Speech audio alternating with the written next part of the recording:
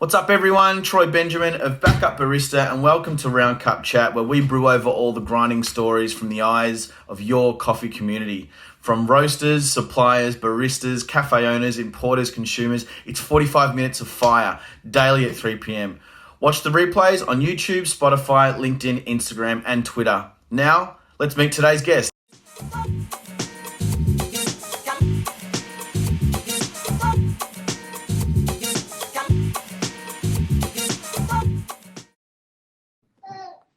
It worked. Conquered. That's amazing. Are you telling me this is the first time you've ever done an Instagram live? This is my Virgin Instagram live. Normally it's a webinar, Zoom or something or other, but first time Instagram. But this is pretty good. I like it. You enjoying it? How's things been, mate? Yeah, it's been good, man. I've been learning a whole bunch of new technology like this. And I'm ready to go. I'm talking to you. Am I talking to the world? You're talking to the world. There's 13. All your listeners are going to get a notification as well. So, yeah, and this will be reproduced and put onto YouTube as well. So, I guess there's a disclaimer there, but we want you to dig deep. Tell us some shit that no one knows about. No, I'm never shy. No, you're not. It's good. And I got nothing to hide. No, we got lucky, mate, through the corona. I think Broadsheet went live with the story today, but we started making hand sanitizer really early, right? So one of my best friends, Nick Duncan, owns a company called Hydrochem, and he's an industrial chemist, and he takes care of a number of large organisations like Crown and Chatston and so forth for Legionnaire's disease. And he had a phone call from one of his clients requesting 10,000 bottles of hand sanitizer in early January. And he asked me whether we wanted to do it together. So we did. And by the time we got set up, Corona was fully in Australia. And we were one of the few guys to have ethanol and a production line in place. So we had some pretty crazy weeks. We had 3 very, very crazy weeks. I think I've been describing it as riding the world's largest hand sanitizer wave. And managed to keep 72 cats employed, managed to supercharge us a bit. We're looking okay. So we've got third wave, now we've got hand sani wave, or is there a fourth wave I'm missing? Well, I think the Matt Perger has been saying for a while, fourth wave was, brewing methods and brewing equipment. So I think the fourth wave didn't quite get the same sort of sound volume as the third wave, but I think it's fair to say brewing and brewing methods and stuff is probably the fourth wave. How many opportunities in your life and how often do you get people randomly asking you to go into business with them? Gosh, Is that a really good friendship based on a friendship that someone's like, hey, Sal, you want to start a hand sanitizer business? And you're like, shit, yeah. Honestly, mate, I get probably, if I said to you, I get 150 serious pitches a year. And this is my kid in the background. Can you hear my kid in the background? Or should I move her along? Cute. Bring him in. Bring him in if you want. Yeah, bring her in. So we get, we get about 150 pitches a year, and we probably invest in 1 or 2. And here she is. She's confused. I'll introduce who's your lovely daughter. What's her name? This one's number 4. She's Cleo. She's just woken up, and oh mate, she looks better than me woken up. Yeah, it's me. Whenever I look at her phone, I got to put my glasses on. All right. All right, you grab it then. That's cool. Yeah. So, see you, sweetie. So, So, and then we, like, for example, we're investors in SUP. I don't know if you know SUP. I do. Yeah. Of course, they're legends. That was an idea Jordan pitched to me. So we always, maybe 10 or 15% a year of our total earn, we invest in startups and new ideas, and that's cool. In terms of JVs and partnerships, the good thing about getting old, probably one of the few things good about getting old, is that you've got a collection of friends over the years you've done stuff with who trust you, and so you jump into things pretty quickly. So that's good fun. Mate, I don't know where I read it recently, but you kicked off starting up a little cafe in the university. Is that right? Yeah, so I was I haven't told this story for a while, but I was a third-year arts law student at the University of Melbourne. Yeah, great. In 1996 or 3 or 95, something like that. And you know, it's easy to say now, but back then it was a kind of cultural wasteland in terms of food and beverage offerings. And so I was pretty confused as to why arguably one of the better universities in the country, you know, or now top 50 in the world, had such a poor food offering. So I approached the then student union about how you went about opening a site on campus. And they told me it was an expression of interest and a tender process. All those words didn't mean a lot to me back then, but I got on with it, and through a few fortuitous decisions got giddy up and we won the tender. So we built a cafe called Caffeine, and that was 1996, I think, and that's where it started. And by the time I graduated from university, I had 13 university cafes. That's crazy. I went on to be a lawyer for a couple of years and then left that and focused exclusively in food and beverage. Yeah, it was cool. So was that your first jump into juggling, I guess, two parts of your world, one being university and one trying to run a small business? Yeah, so in fairness, I've got a lot of smart friends who are lawyers. I was never going to be one of them. And in fact, my 5 best male friends, 3 are still lawyers, one's a QC, on his way to be a judge, and another one runs a business. And you know, in order to be a good lawyer, you got to have attention to detail, in a way which is very specific to, you know, mastering the word. And it wasn't my skill set. I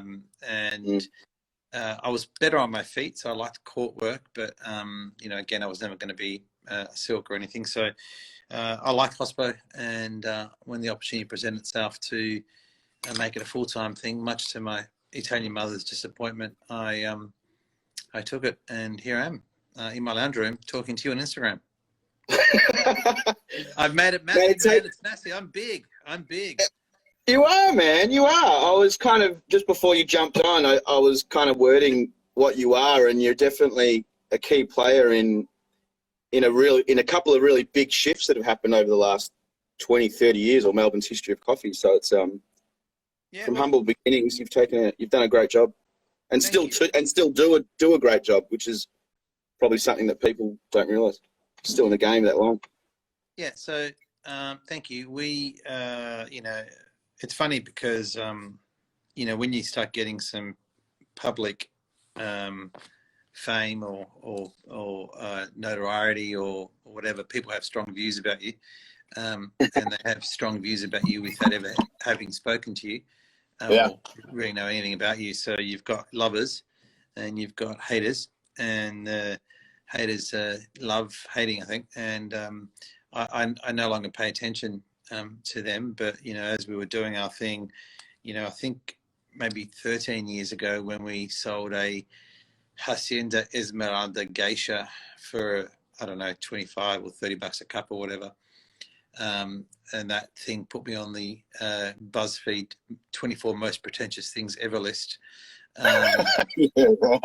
And that's sort of where it started. But I mean, I was trying to send a message, right, that the work that we were doing needed to be respected, because we weren't doing commodity. We weren't just buying off market spot prices. We were doing the work. And so it worked. It sent a message, and it kind of made us, you know, gave us some public profile. But, you know, even today, it's nice to hear, you know, we did, I think, you know, there was a number of us, maybe 6 or 7 of us or 8 of us, who tried pretty hard in the coffee space to put Melbourne on the map. And I think I was probably one of the louder ones, and in some ways contributed to Melbourne being recognised as a significant coffee city. And you know, and I'm proud of that, and I'm proud of the sort of legacy we're building. And you know, if you go back, I don't know how old you are. You look about 27 or something. 40. But if you go back 15 years, and you remember those cappuccinos with foam, you know, spooned on top, they were boiling hot, they burnt your tongue, and they were in a polystyrene cup. That's my mum's signature drink, by the way. Yeah, that's what we blew up, right? So everywhere you go in CBD, well, everywhere you go now, probably within a 30k radius of the GPO, you're going to get a pretty good cup of coffee. So yeah, great. That's cool, right? Yeah. It takes a certain mind I travel back to that moment that you decided, I mean, you've painted the landscape really well in 1996. It was shit coffee everywhere, and you've decided to take it upon yourself, but you've also recognized that this isn't the level that it could be at. What contributes to you recognizing that things could be better and then adjusting to doing something about it?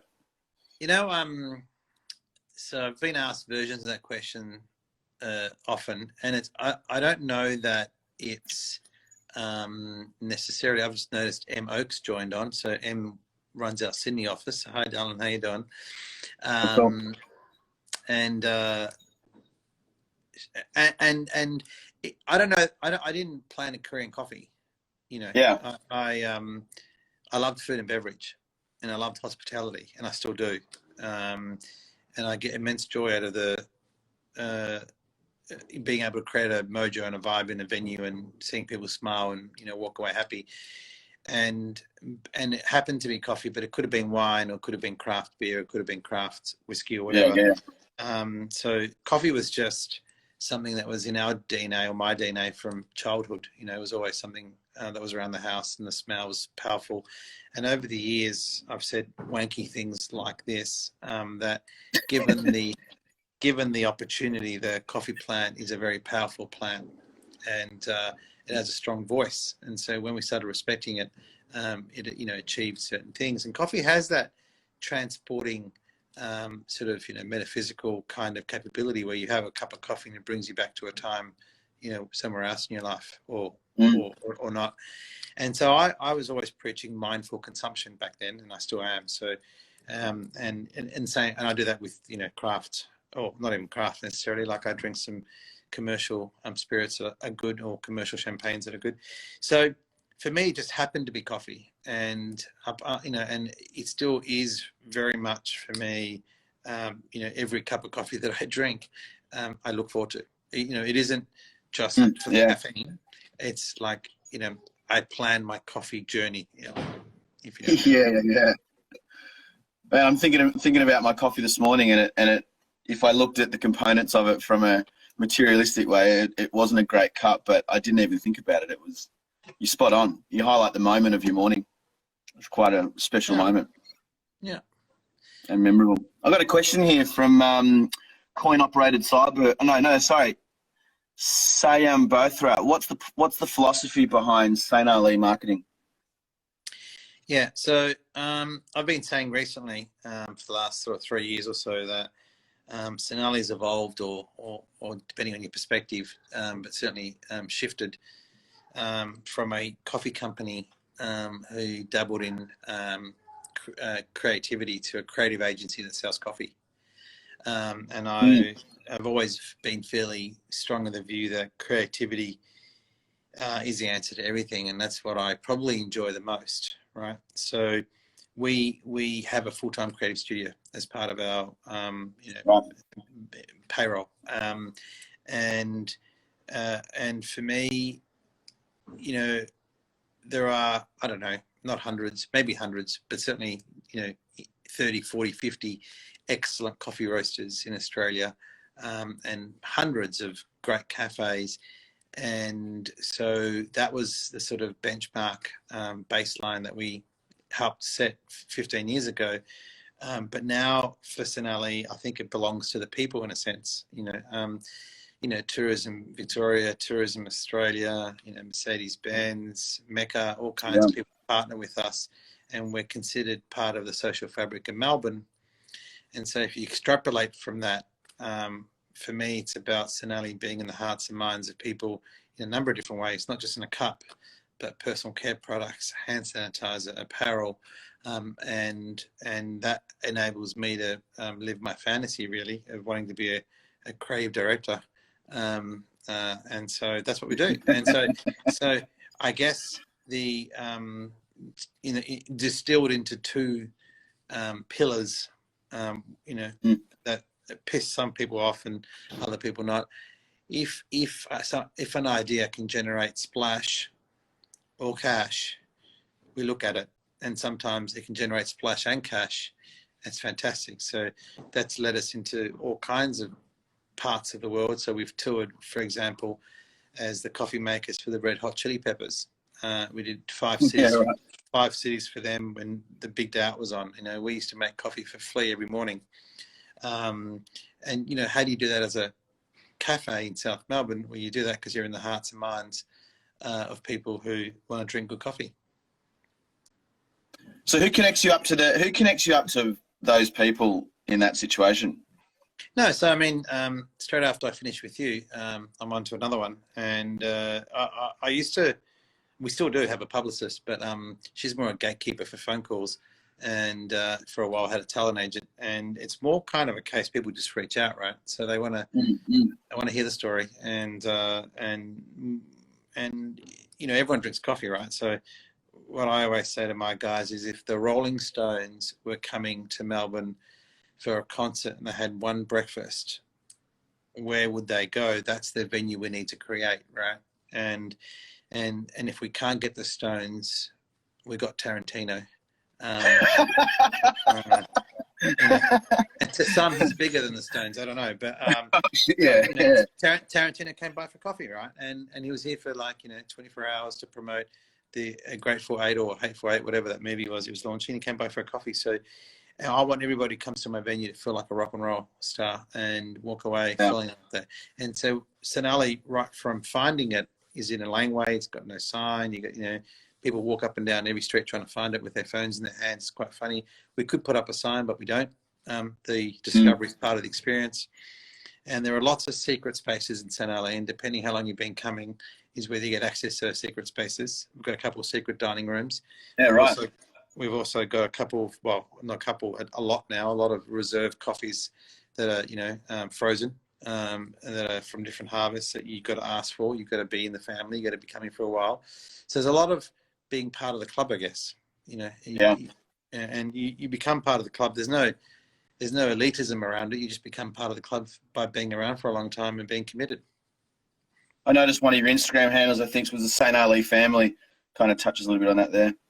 Yeah. So, I mean, you know, and when you become one of our wholesale coffee partners, you know, there are many, and if they're listening, they'll know who they are, but there are many, you know, even through this COVID-19 clusterfuck, I had a number of guys I take care of ring me for both legal, corporate counsel advice, strategy advice, nothing to do with coffee, because they're part of the family, and you know, that's what I do, and that's what my guys do. So, you know, if we need to, you know, if a barista doesn't rock up for work, they call me, we get them one, you know, and if they need some advice with their landlords, I give it to them, and so on and so on. Yeah. I've talked a bit about in previous chats with the importance and the value of collaborations. Quite a wide industry, bunch of industries benefit from collaborations. What was your, and you've done a few, you mentioned Mercedes-Benz. What's some of the values that link you up to committing to a collaboration, and what was one of your first ones that you really understood, geez, this is a good thing to collaborate? Yeah, so we did lots of collaborations. It provided there's a shared value system. So, you know, Benz is a good example because I'm not sure what they look like from the outside, but from the inside, because I'm on the inside, they're a company committed to you know, growth and development for their crew. So, you know, once people join Benz, they've been there for 30 years or 20 years or 15 years. You know, I haven't met anyone who hasn't been there for long, at least 10 years. That's pretty impressive. I mean, they're committed to winning, and they are at the moment in the F1. Yeah. They're you know, cars, you know, you can argue it, but they, as a stand, you know, as a right from the entry level to the top, that's pretty much best in category car on the road, or close to. And so, you know, they're common things that we like to do. We like to win, we like to be best in category, we like to take care of our crew. But then we've done other things like, you know, one of our brand partners is Starwood Whiskey. Awesome. Local distillery, great whiskey, committed to what they do. We've done stuff with Mecca. We had a body scrub with them. You know, big day out. I was the, I think that was called the mayor of Chowtown. You know, so music. And, so what do we look for whenever anybody approaches us? And you know, and often, you know, Colonial Brewing, for example, were our our beverage partner for our New Year's Day Laneway Festival. So if they're committed to the craft, so it's not just a Excel spreadsheet, which is, not very interesting. And the people driving the craft and the process are fun and people you want to be around. And it's in a segment that we'd like to consider ourselves in. So we've, I've unfortunately forgotten the name of it, but it's a mountain bike race out in the bushes. And we even got involved in that. I mean, I don't know anything about bush racing, or I think it's called mountain bike racing. I still don't know anything about it. There you go. But it's guys committed to what they do, right? So one of the strangest things we do, we sponsor a guy, Mark is his name, who's a stair racer. Yeah, gotcha. I didn't know what stair racing was until he approached me. So the guys that run up and down stairs in tall buildings. We've been sponsoring him for like probably a decade, and he's very committed to stair racing, and he wins a lot of stair races. So it doesn't need to be Red Bull Extreme Sports. It doesn't need to be, I don't know, high-end fashion. It can be, but it can also be guys who are passionate about what they do. Yeah, individuals. I've got a few questions popping up here. This one's always a tough one. It can go anywhere. But what's your strongest coffee memory? Go with this where you will. Yeah. So that's a good question, right? Because I've got a media answer, and I'll give you that, but then I'll give you my personal answer. The media answer is, and it's true too. Like the first time I tasted geisha, after hearing about it and reading the book, The God Shot, and a few of my heroes back in the day who've now become friends, like Jeff Watts from Intelli and Dwayne Sorensen from Stumptown and those guys. And they were talking about geisha. I was like, whatever, and then I tasted geisha. I was like, okay, all right, I get it. This is a special coffee, right? It's like nothing else. And I had the good fortune of tasting my first geisha with the Peterson family, who own Hacienda Esmeralda in Panama. So that was the rock and roll, answer, and it's true. But actually, my beautiful coffee experience, which I have every morning. Yeah. This is not cool, but I have a stovetop, and it's my mum's, who's passed away now, but her macchinetta, her stovetop, it's probably, I don't know, 30 years old. It's in terrible condition, and I have just our house blend coffee, and I have that every morning with my wife in bed, and those 10 minutes every morning that we have without the whole house waking up are probably the most precious 10 minutes I have all day long. So, and they have a beautiful, beautiful feeling for me. Has that always been the case? Have you always had 10 minutes in the morning to have a coffee? Have you always made time for that, or is that something that you've brought in more in the more recently, knowing that you're not spending much time on? No, I've always been into, since I can remember, maybe 18, 19, always been into, some people might call it, hippie stuff. Some people might call it self-love, self-preservation, but personal work, therapeutic work, whatever. But carving out time to spend with myself or people close to me that I can think and just be still is important, because most of my day isn't still. Most of my day is very, very busy and full of sensual, stimuli. So yeah, those minutes are important. Meditation is one of my things. Yeah, you do it. In what form? Can you explain? Not in depth, but just 22 minutes. Solo, and try and get 3 sessions a week. Probably end up getting 2. But that really brings me down to sort of 40s in the resting heart rate. Still struggle, still haven't mastered it, still enjoy it. Gives me clarity. Yeah, right. For someone that has achieved a lot, what's next? What's current? What's current and what's next? Well, despite looking older, I'm only 47. I turned 48 this year, so I feel like I've still got a fair bit of juice left to do some pretty cool things. So in my coffee career, we've been approached every year for the last 10 years, people trying to buy us. And every year we say thanks very much. It's really flattering. Fuck off, politely. And so I reckon now that my oldest kid's almost 18 and she has an interest in the business, I reckon we're here forever. Cool. Well, as long as her kids and so I want to be here. So that story is not going away. And I've got 7 cities I want to open up in, but I'm in no particular hurry to get there. But so that's that. But what I want to do, gosh, I want to go back to uni, mate. And I've got a couple of things up my sleeve that I want to study. And so I'm waiting for the youngest of the first litter to turn 18. So I've got 4.5 years left. And then cool. Hopefully that responsibility is shared between the 3 of them and I can go and do some other things. I've got a question here from Glenn McRae Nickel. Are small cafes like Clement and many others around Melbourne profitable to run in comparison to a full-on cafe? Great question, Glenn. Glenn, that's a great question, and you need to listen to this really carefully. I would never, ever sell Clement. So that gives you an idea about profitability. It's a really, really sweet little store. It's been around 9 years. It's about 16 square meters, I think. I love that little business. It takes no effort on my part to keep it going. The team have been there for a decade or just shy. They love each other. They hang out. It's a great business. And so there's only 2 formats that I think make money in cafes. So tiny, so 16, 20, 25, 30 square meters, or massive. And 300, 400, 500 square meters. So if you've got footprint and you can fill it, you make money. And if you've got a tiny place and you can do the volume, you make money. Everything in between, I think, is really hard work. I think when you've got 40 seats or 50 seats or 70 seats, it's kind of shit because the running costs are the same. So the moment you add a kitchen to a food and beverage footprint, Sonali's got a brigade of 13. So you imagine the wages.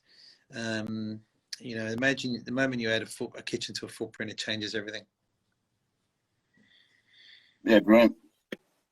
I saw one of your Instagram posts. Are you opening or opened in VCA?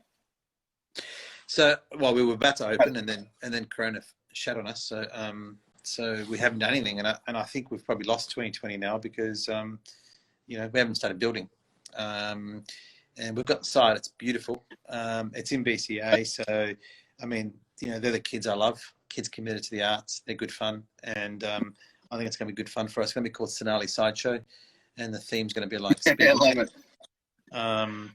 And so, but I think probably more like 2021 now, unfortunately. But yeah, looking forward to that one. In a nutshell, how have you found the last 3 months, 6 months with the Corona? 3 months, I guess it is. How have you managed it? I mean, you talk personally about doing your meditation and stuff, but from a level of getting the whole beast that you've got relieved of pressure and working on solutions. How have you managed all that over the last few months?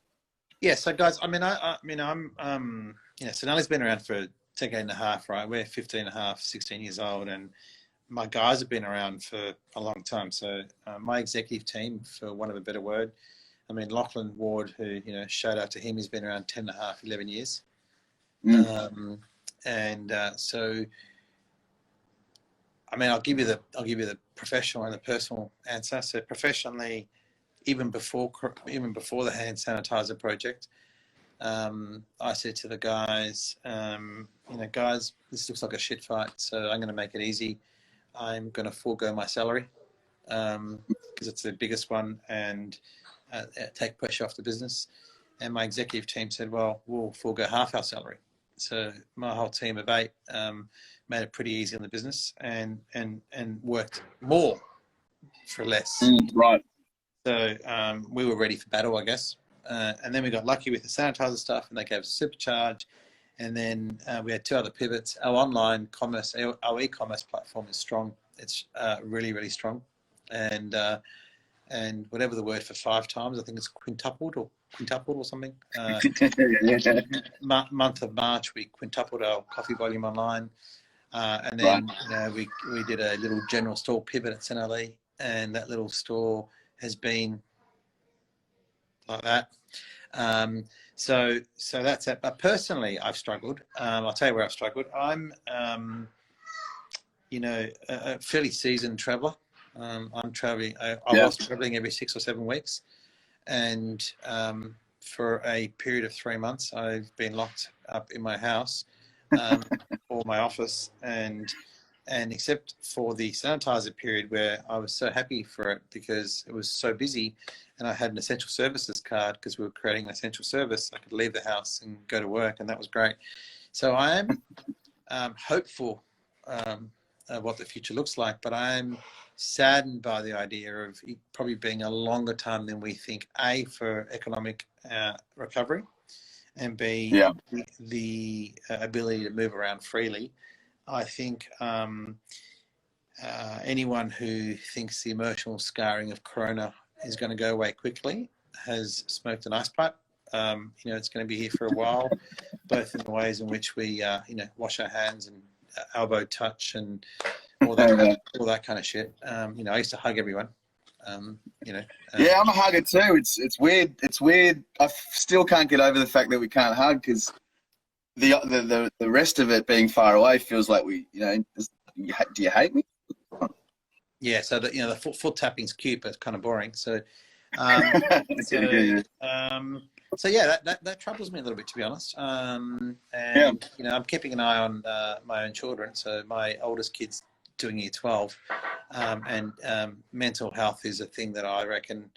It's just coming into the media now, but I think keeping an eye on people's mental health is critical because, as I say, if you've been locked up and you've had no human contact, like I have a friend who has an autoimmune disease, and so she hasn't left her house in 3 months. This stuff is cute, but touching the flesh and hugging is kind of important, I think.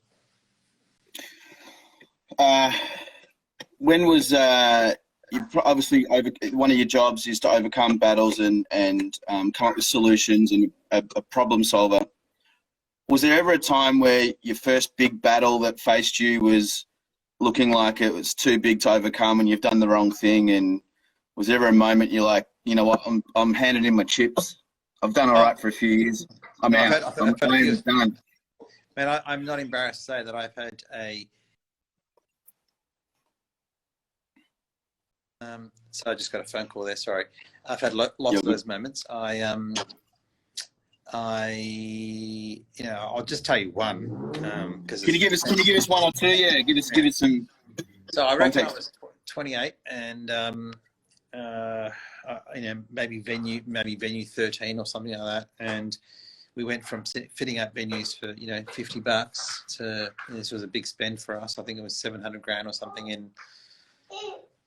I don't know, 20 years ago or something, and it just didn't go to plan. Like it was over budget, it was delayed, and it wasn't as busy as we thought it would be. And I was relying on cash flow to sort of pay for it, and I had to make that phone call to the builder, and his name was Ross. And I remember ringing him saying, "Ross, it's Salvatore. We still owe you $150,000 or whatever it was." And he said, "That's right." But he said, "It's not due to December 23rd." And I said, "That's right, except I don't have it." And it was like there was a silence, and the silence felt like an hour, but it was probably only 30 seconds. And he said, "So what do you propose?" And I said, "Well, I propose that I pay you next year." And he said, "When next year?" And I said, "In May." And there was another hour of silence. And he said, "Well, May's a long way away. How about March?" I said, "March is good." And, I got off that phone call, and, I was very, the relief was enormous.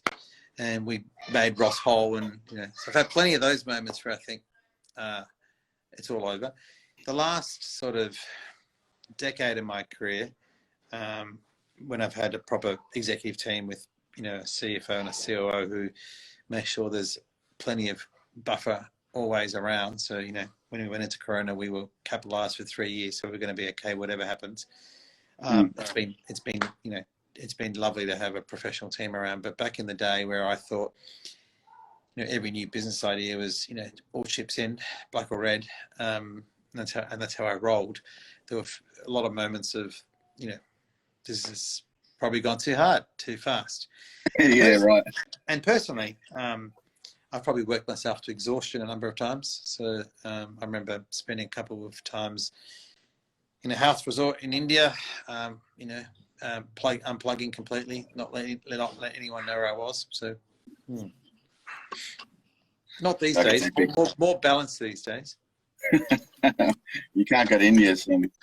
No. I did see a question earlier. Let me find it.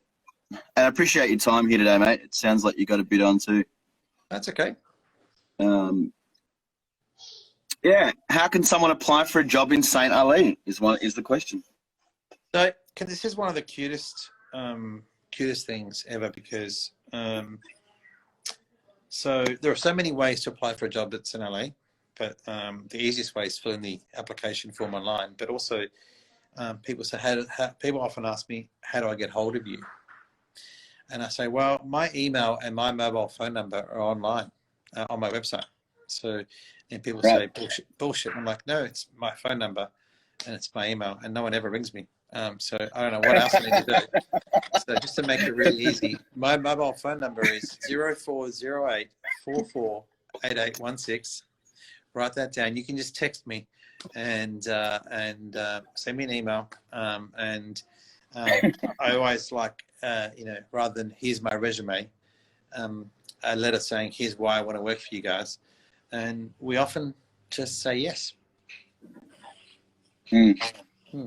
I see that question a lot, and on the Melbourne Barista Union sites and stuff, people genuinely ask, with no experience, how do I become a barista? What would you say to that person? Yeah, okay, so I've got a cute story about that. Now, apart from the new environment, right? So, I mean, I don't know how Corona's going to treat us all, but Sure. But you know Shinsaku Fukuyama. Is he still your barista? He's still my guy. Now, still the head guy? Yeah, cool. He's been with us for I don't know, 7 or 8 years now. And when he reached out to me, he was. This is beautiful. Hopefully she won't hang up. But he reached out to me, wrote me a number of letters, wanting to work. Thank you. Wanting to work for St. Ali, and he had no experience. And when he came to Australia, this is not a Karate Kid story, but it's pretty close. He peeled oranges in the kitchen. Yeah, right. For like 3 months, you know, before anyone noticed him. And then he came to see me one day and said, "So, Mr. Malatesta, I would really like to make coffee one day." I was like, "All right, what are you doing now?" And he said, "I'm still peeling oranges in the kitchen." And that's how he started his career with St. Ali. So, and now he's, you know, what's he call himself again? The samurai warrior or something? Samurai latte art samurai or something. And he's a much sought after asset for us. And he's, you know, going to be opening St. Ali, well, was going to be opening St. Ali in Osaka until this bloody Corona happened. So hopefully we get there again, and it'll be Shin and St. Ali in Osaka. That'd be cool. Is there? Yeah, that's crazy. I had no idea. I thought he had a little bit of a rep beforehand, but no, zero. I mean, do you know what sets Shin apart though? And this is what I look for in people. Shin was a pro snowboarder. Right.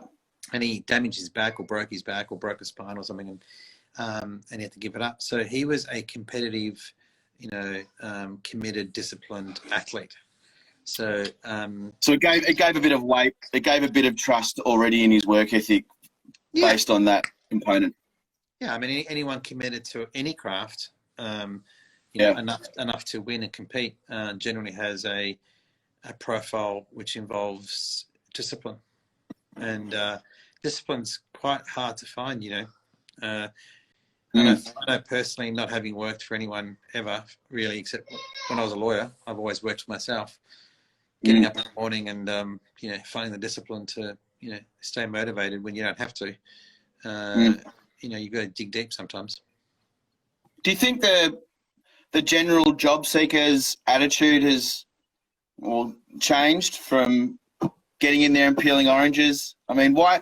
I don't think I've ever. Hang on one sec. Lola Berry's just joined this. Lola Berry's the famous Lola Berry. Lola, say g'day and send me a question.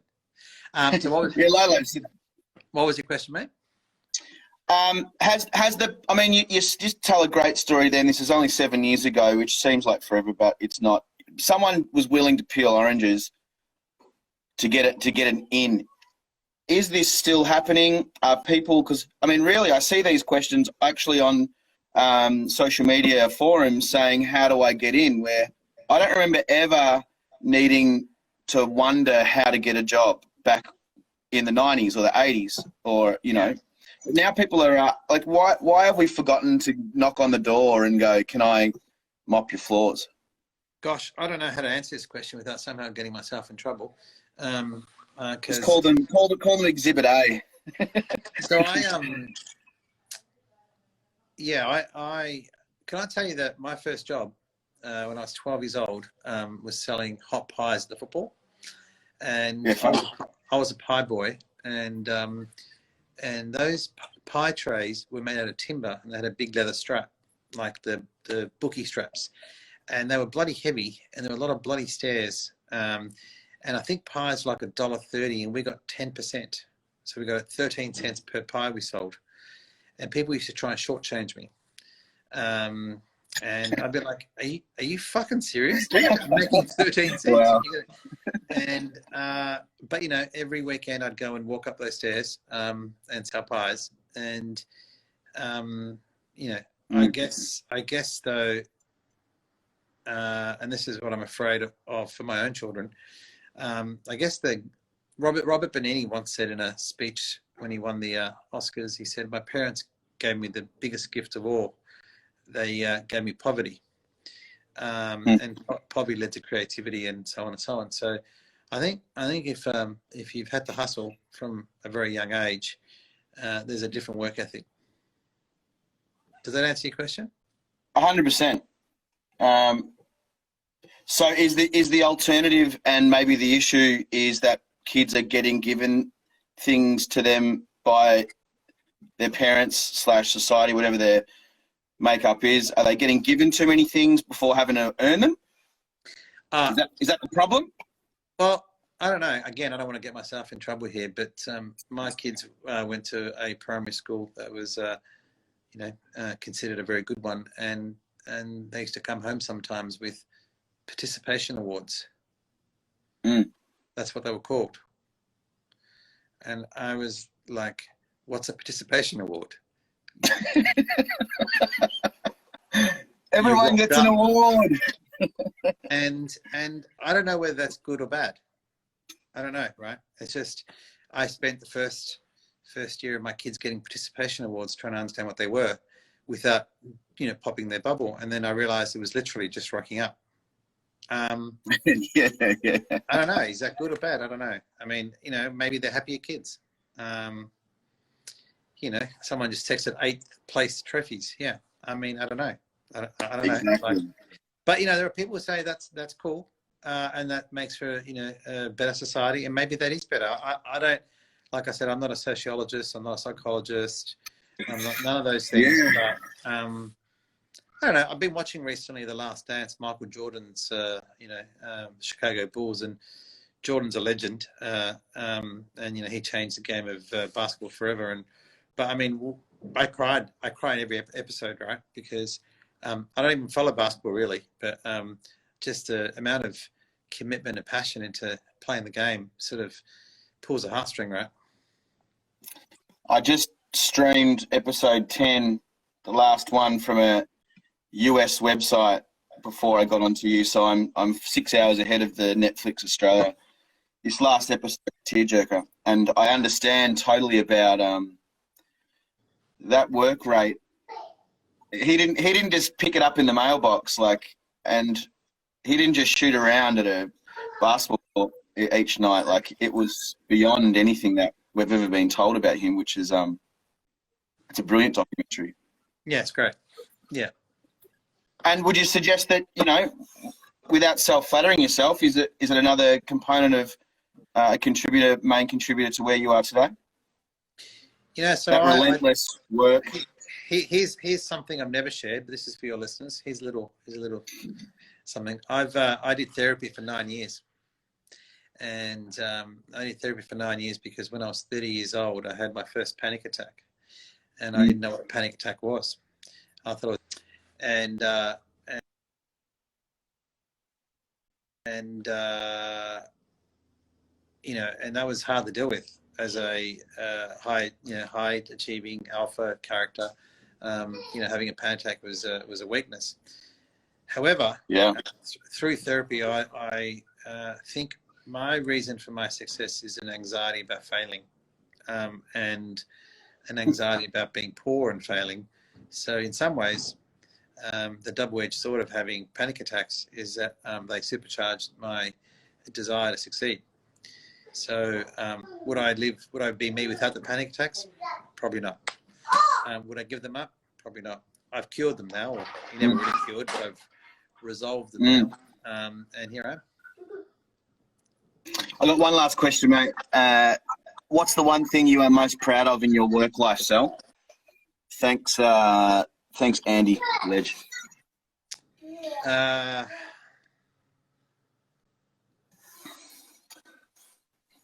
reckon this sounds a bit cliche, but it's true. I think over the last, 28 years of being in business, and probably the last decade and a half, I think I can say I've got a number of genuine friends in probably 100 cities in the world who I could call on.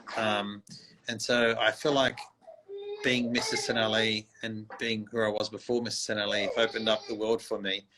And so I've got the keys to the world, I guess. And that's probably the thing I'm most proud of. I mean, as I get old, hopefully I don't die too young. I feel like I can travel and connect in a real meaningful way. Love it, man. I don't think you're going anywhere, man. There's a certain beast that's clearly still alive in you, and it's brilliant to be able to talk to you today, man. Thank you. I appreciate your time, mate, and I'll let you get back to your bub, and big love to you, man. We'll see you on the other side. Okay, bye-bye. Bye, everyone. Thanks, mate. Bye. Thanks, Sal. Oh, brilliant. Thanks for your time, Sal. If you just joined us, you've just missed out on a brilliant chat with Salvatore Malatesta of St. Ali and many other hats as well. Follow him on Instagram. But this chat will also be up on the YouTube channel.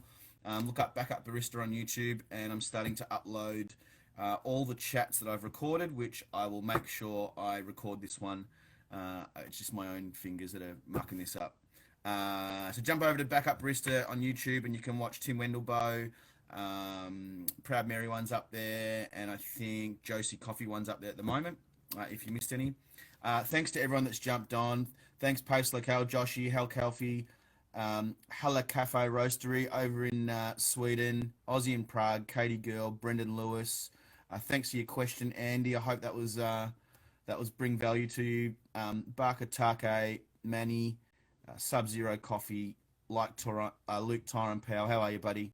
The Girl Is That Girl, Daniel Patrick, Gus Main, Vegas Cable, Nicola Chioli, Flow Food Service, Nick Bevan, Lockie, Rick Roaster. So many people on here that jumped in. Andrew Skoulos, Hiatus, Milk Chocolate. You're all there. Brilliant. We'll be back this week for another Round Cup chat tomorrow. But thanks once again, Sal from St. Ali. Have a lovely afternoon, guys, and we'll see you soon.